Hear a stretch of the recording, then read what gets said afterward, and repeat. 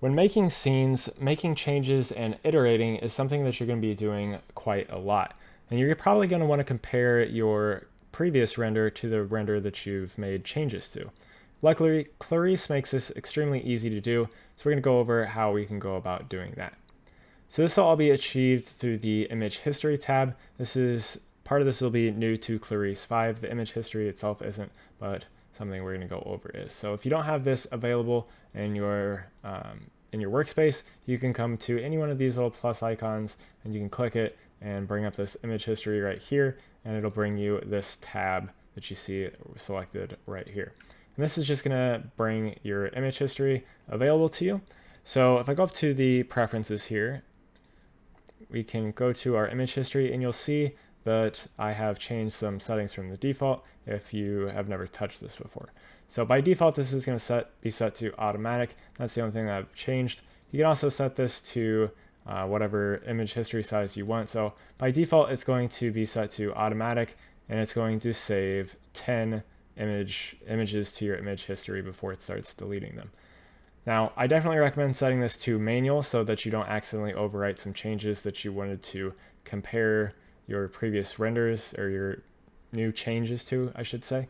So I keep this set to manual, and then I just leave the rest default. So let's go ahead and change some settings here. So if I go to our first material here, let's go ahead and change the colors of this.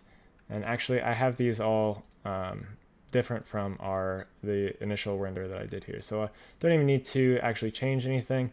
If I have this pulled up here, you're going to see I have this image set inside of our render view. You just click and drag in this image view, and you see that we have a different setting than we have in our active live render. We can actually go ahead and change some of these. So let's go ahead, we'll set this to blue. We'll just cycle between these, and we'll set this one to red and this one to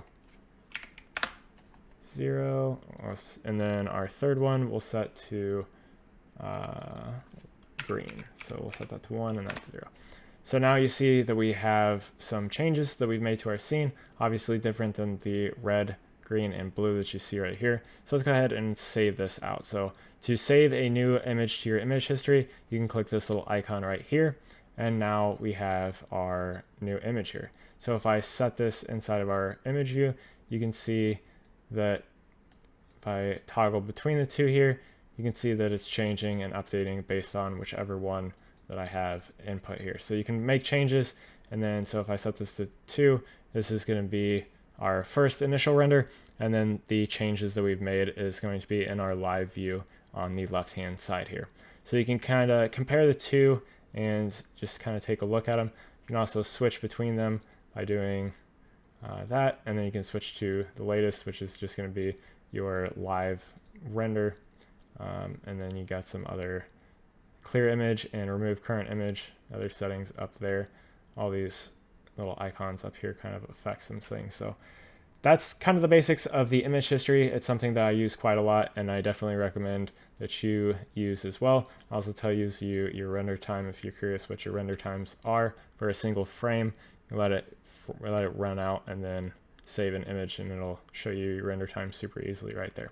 So hopefully this helped you out. I do have a bunch of other videos on my channel on Clarisse, as well as diving into some Houdini stuff if you are interested in using Houdini to affect some things inside of Clarisse. They kind of work together and link somewhat, and I go over how you can do that. So I also have just some Houdini based stuff and some Cinema 4D and Redshift based stuff on my channel. So if you're interested in any of that, definitely recommend going and checking that out.